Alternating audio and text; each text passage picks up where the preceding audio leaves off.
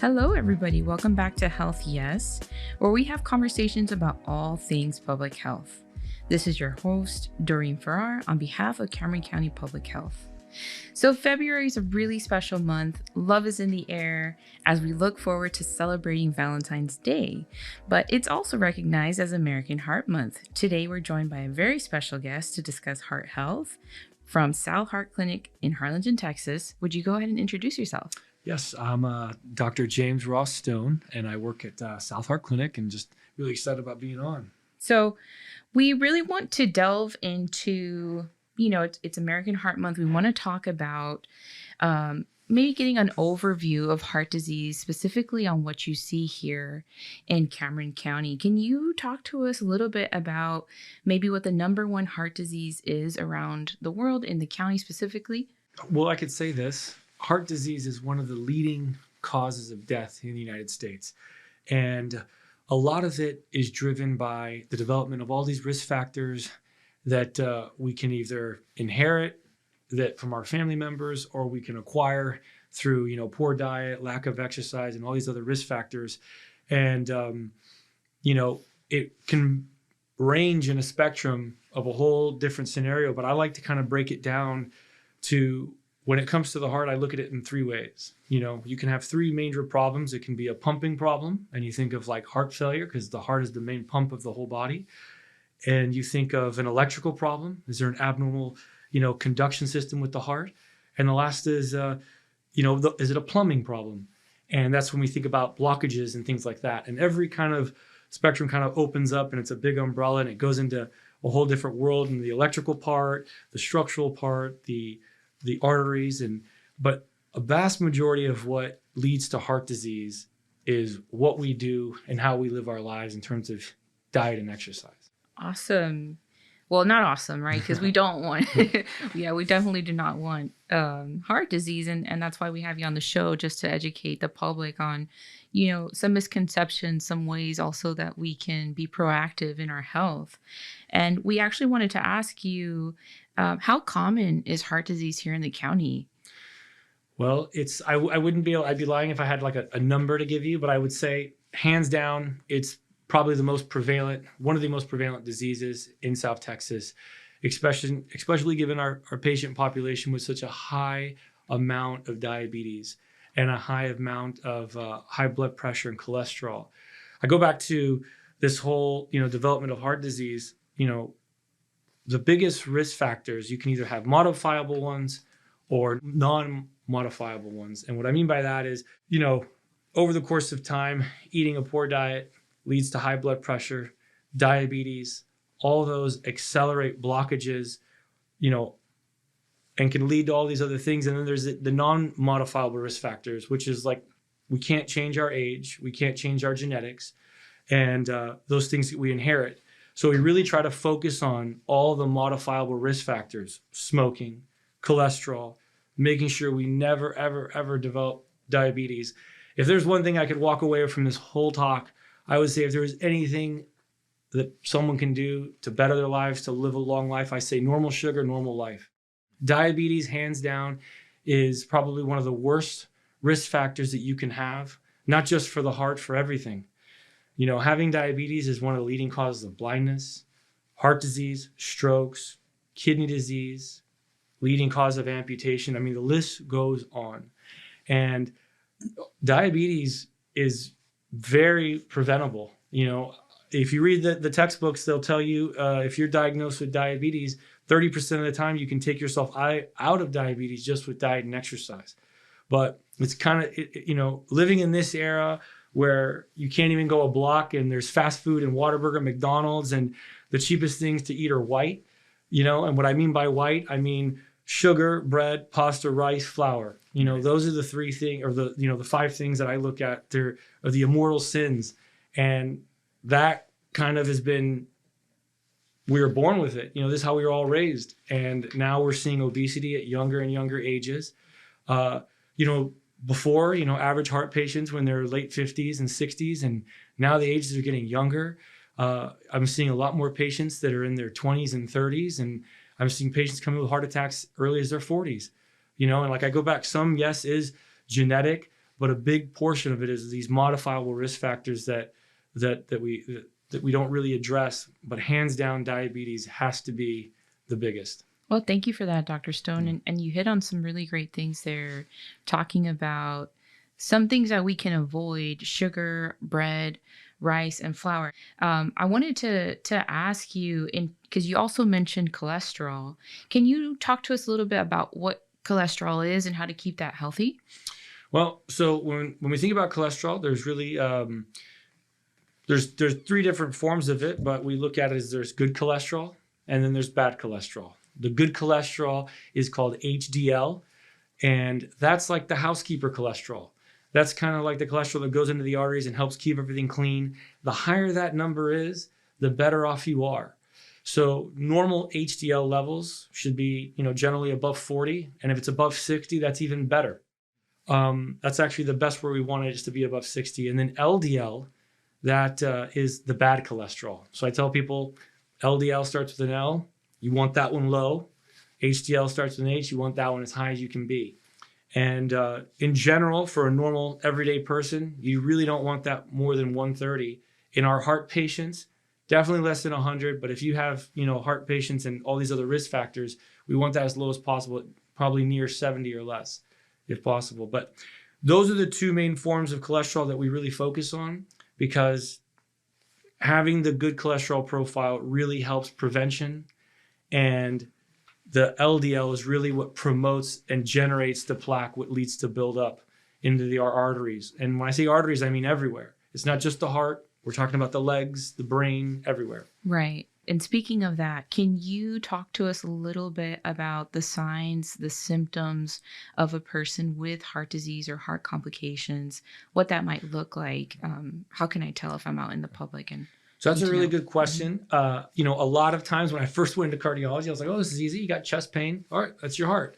Well, one of the leading causes of ER visits is chest pain. And one of the leading causes of chest pain is not cardiac, it's actually GI, gastritis, acid reflux, and things like that. But when people think of heart pain, we think of pressure, like someone sitting on your chest, okay, lasting for several minutes, 30 minutes, even, longer. Gets worse when you exert yourself, gets better or relieves if you take a break. And sometimes people can say that it radiates to their arm or their jaw. Those tend to be the typical, chest pain symptoms that we think about. Like when someone comes to my clinic, when I hear chest pressure radiating to the jaw, the arm, that kind of brings up red flags. And then if you tack on some risk factors, it makes me even more concerned. Mm-hmm.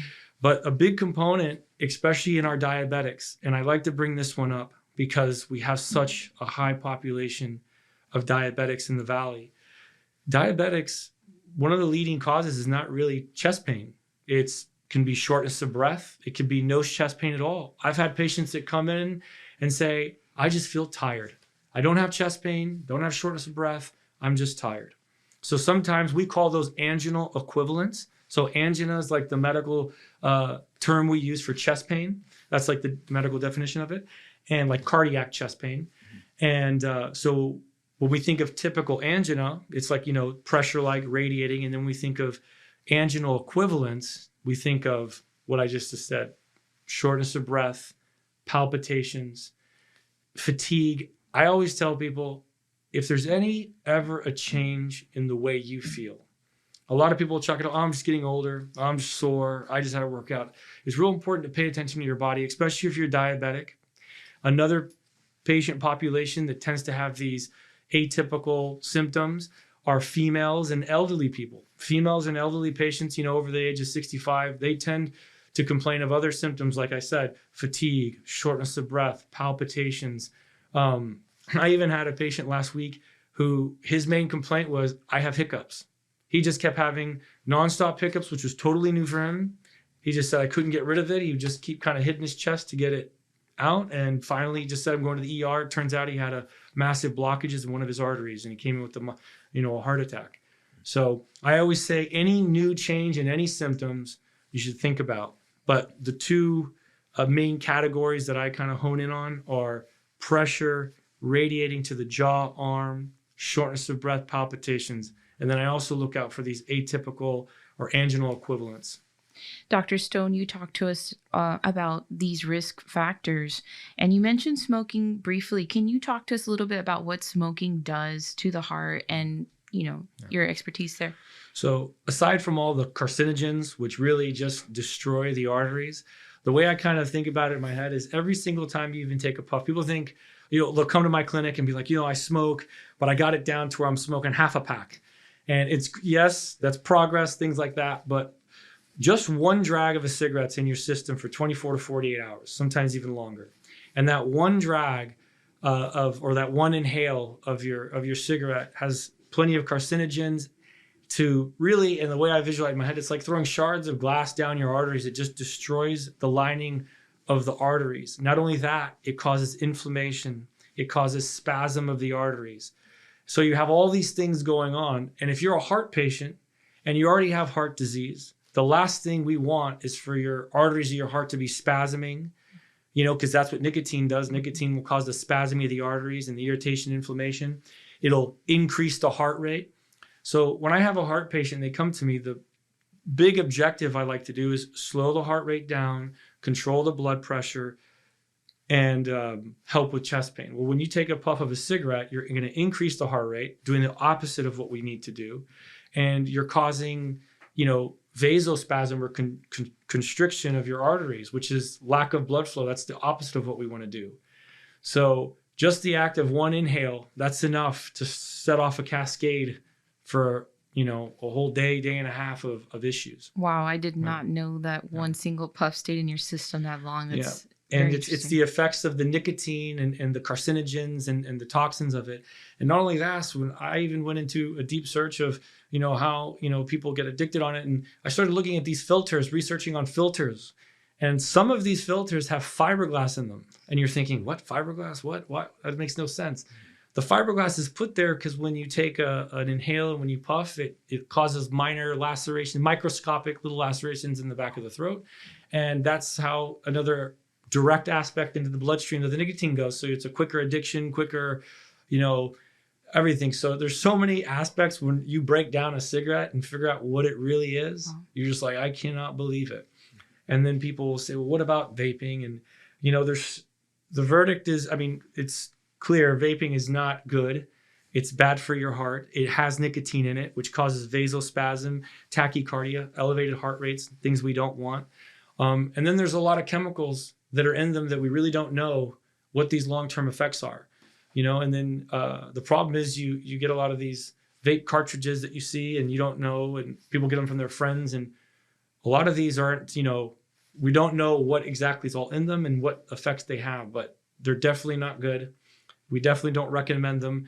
And you'll never hear any cardiologist or physician saying, well, yes, try vaping as an alternative. Because I know a misconception is like, well, I vape instead of smoking because it's this. And so I just think baseline, the fact that there's nicotine going in your system and there's other chemicals and toxins going in, it's no good.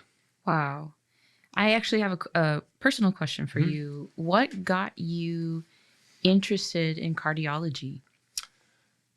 I'm a very, I like hemodynamics. I grew up surfing. I wasn't born in Brownsville, but I came here when I was a few months old, raised here my whole life, and grew up surfing in South Padre, fell in love with the ocean, became a weatherman, and all I could think about was hemodynamics.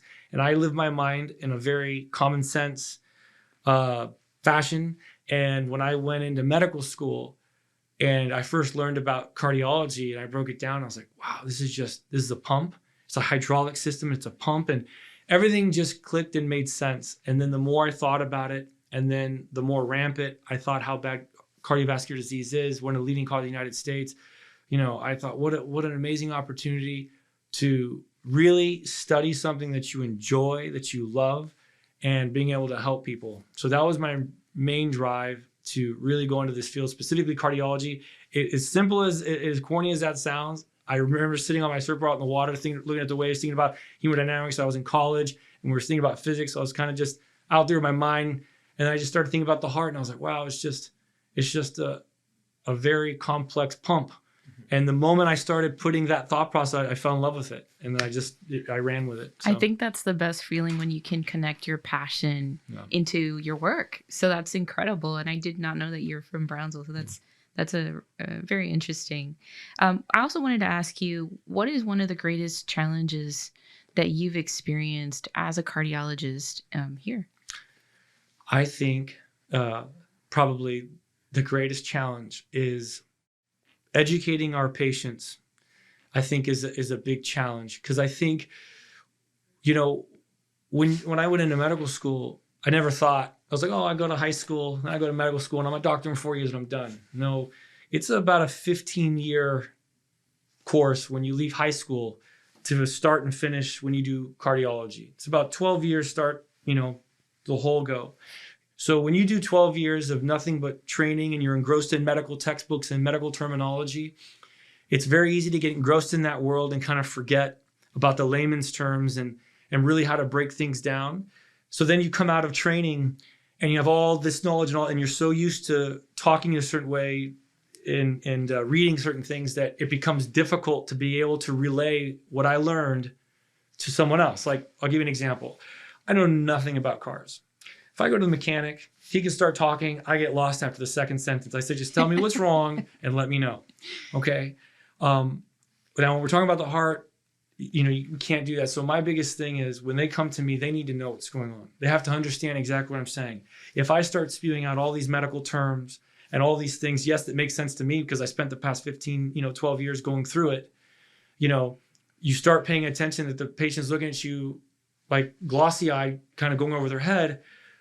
And when it comes to the heart, when it comes to everything, medicine is 50% of it. The other half is the patient, diet, exercise, and everything. So how can I expect my patient to take all these medications, to do all these certain things, when you're taking something you don't really know what you're taking it for? So like, I'll give you an example. A perfect thing is blood pressure. Blood pressure is a silent killer because you can have high blood pressure and feel totally fine. So you'll have patients that you start them on blood pressure medication. They feel great. They notice their blood pressure controlled, and they just decide that, we're not going to take the blood pressure medication anymore. My blood pressure's controlled and I feel good. Why do I need to take it? And I look at that and it's like, well, that's not really the patient's fault. That's just a lack of our physicians, physicians in general, being able to relay the importance of what this is. Saying, hey, you have high blood pressure. Yes, you can feel totally normal, but that does not mean stop taking the medicine. Mm-hmm. This is what you're taking. This is why you're taking. And if you don't take, this is what might happen. And I think sometimes we get so caught up in how busy the day gets that we don't spend that extra couple minutes to really educate our patients. And they go off in the world, and then, we see them in the hospital with a heart attack. Well, what happened? And all these things. And they're all confused. They have no idea what medications they're taking, what for, what this. And it becomes a very convoluted mess. And when you're talking about heart disease, I feel like we can't get that wrong. So I feel like patient education is probably a hard thing to do because it takes time. You really have to really try very hard to be able to get all the medical information that and break it down in a way that anybody, a 5-year-old, can understand and not feel like you're going over their head. Because if they don't understand what's going on in their own body, how can you ever expect anybody to follow along your recommendations? So that's my biggest thing coming out as an attending new physician, that being able to properly educate my patients. Because I think when patients are properly educated, that is what's going to prevent all these bad things from happening long term. Because I feel like a lot of these things are, I used to think diabetes. Oh, everybody's got diabetes. Everybody talks about it like it's a household name. Diabetes is the worst thing I think anybody can acquire if, through diet, poor diet, things like that. And it's totally preventable. But once you get diabetes, it's this vicious cycle, and you'll go have diabetes for 5-6 years and not even realize it. And then all of a sudden a complication happens. You start getting numbness in your feet because you have lack of blood flow. You start getting chest pain. Your vision starts to go, strokes. And then it's just a spiral.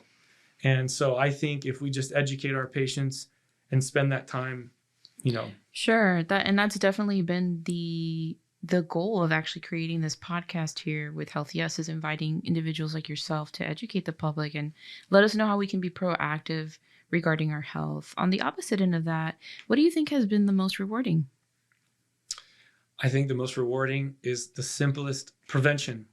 Prevention has been the most rewarding. And what I mean by prevention is the times that the day gets so busy and you have 50, so many patients in the day to see, and you're running to the hospital, you're running to the clinic, and so much of you is just trying to get through the day, and you'll find yourself saying no. Like there's that one ounce he says no. You can tell that there's a lack of misunderstanding between the patient and the physician. So I'll spend that extra 10 minutes, and internally I'm thinking, oh man, I got more patients, I got this.